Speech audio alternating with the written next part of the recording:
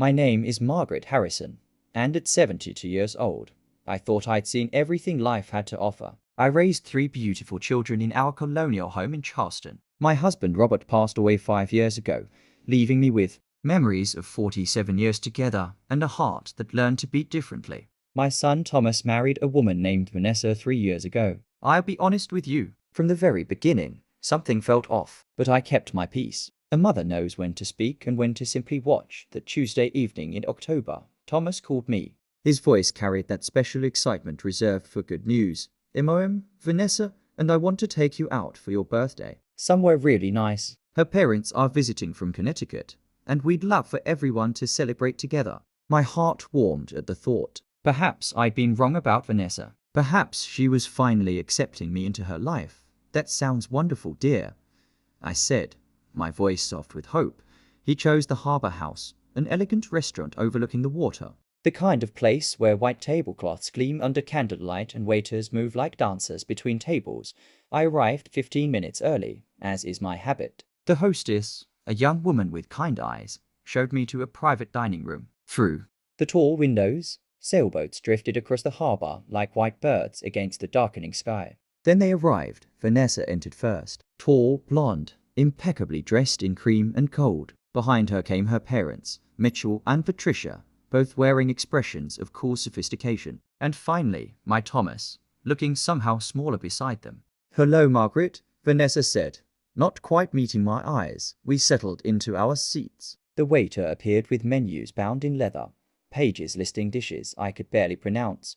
I ordered simply a modest pasta dish, nothing extravagant. But Vanessa, she ordered for her entire family with the confidence of someone accustomed to abundance. Appetizers, the most expensive lobster on the menu, premium wines. Her parents nodded approvingly, already slicing into oysters that glistened like pearls. I watched Thomas, my boy who used to catch fireflies in mason jars and bring me dandelions like they were roses. He sat quietly, occasionally glancing at me with something that looked like apology in his eyes. The conversation flowed around me like a river I couldn't quite enter. They discussed their recent trip to Europe, their country club, their investment properties. I contributed what I could, but my words seemed to disappear into the elegant air. Then I made my mistake. My throat was dry. The room felt warm. I reached for the water carafe in the center of the table and began to pour myself a glass. Vanessa's hand shot out, stopping me mid-pour. "We don't serve extra food," she said, her voice sharp as crystal breaking. "That water is for people who ordered properly." The room went silent. I looked at her, really looked at her. Her perfectly made-up face held no kindness, no warmth, just cold certainty. "Vanessa," Thomas started, his voice weak. "No, Thomas, your mother needs to understand how things work in our family. We don't support freeloading, even from relatives." Her parents said nothing. They simply continued eating their lobster, as if I'd become invisible. My hand trembled as I set down the carafe. Something inside me, something I kept carefully locked away since Robert died, began to stir. "I see," I said quietly. "I understand perfectly." Thomas looked at me, his eyes pleading. "MOM, you should know your place, MOM," he said, the words clearly coached by Vanessa. I smiled, a small, gentle smile that held more wisdom than they could possibly understand. "Noted," I said softly. I finished my modest dinner in silence while they laughed and celebrated around me. The check arrived, split carefully down the middle. I paid my portion and left a generous tip for our waiter, a young man who'd looked at me with sympathy all evening. 2 weeks later, I made a phone call. "Is this Chef Anthony Rodriguez?" I asked. "Speaking. How can I help you? I understand you're looking for investors for your new restaurant venture. I'd like to discuss a partnership.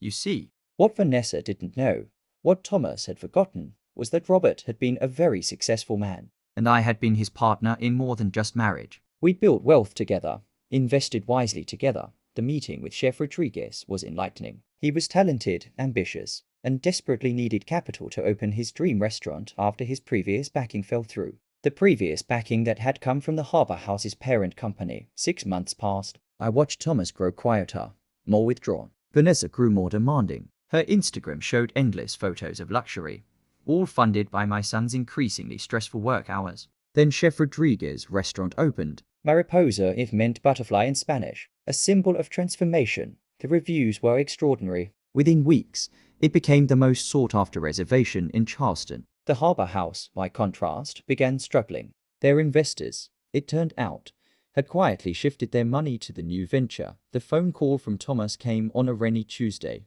"Mom, can we talk? Just us." We met at a small CAF near the waterfront. My son looked tired, older somehow. "Vanessa wants a divorce," he said, stirring his coffee without drinking it. "Now that my business is struggling, now that her parents lost money in some investments, she says she can't live like this." I reached across the table and took his hand. It was the same hand I'd held when he was 5 and afraid of thunderstorms. "I'm sorry, sweetheart," I said, and I meant it. "I was horrible to you, Mom. At that dinner, I let her. I should have. You were caught between love and loyalty. It's one of life's hardest places to be." He looked up at me, tears in his eyes. "Can you forgive me?" "I already have." We sat in comfortable silence for a while, watching rain pattern the windows. "Mom, whatever happened to the Harbour House? I heard they're closing." I smiled, that same gentle smile from 6 months ago. "Change happens, dear. Sometimes quickly, sometimes slowly, but it always comes to those who forget kindness." "Did you?" "I simply invested in something I believed in. A talented chef who treated everyone with respect, who understood that dignity isn't measured by the cost of someone's meal." Thomas laughed, a real laugh I hadn't heard in years. "You're something else, Mom. I'm simply someone who knows her place," I said softly. "And my place is standing up for myself and for kindness." Later that evening, I received a call from Chef Rodriguez. "Mrs. Harrison, I wanted you to know. The woman who was rude to you that night. She came in tonight, trying to get a reservation. She didn't recognize me. I was cooking that evening, but I saw everything. And I told her we don't serve people who don't serve kindness. Then I gave her table to an elderly couple who'd been saving for months to celebrate their anniversary." I smiled into the phone. "That's exactly right, Anthony. That's exactly right. Tonight, I'm having dinner at Mariposa. Thomas is joining me, without Vanessa. The divorce will be final next month." I ordered lobster, and when I reached for the water carafe, nobody stopped me. In fact, our waiter filled my glass himself, with a knowing smile. Because here's what I've learned in 72 years. Revenge isn't about cruelty. It's about remembering your worth and refusing to accept less. It's about showing people that kindness isn't weakness, and that underestimating someone based on their gentleness is the gravest mistake of all. As I raised that glass of water to my lips, I thought of Robert. He would have been proud to knowing your place, I whispered to myself, and my place, I'd learned, was anywhere I chose to be.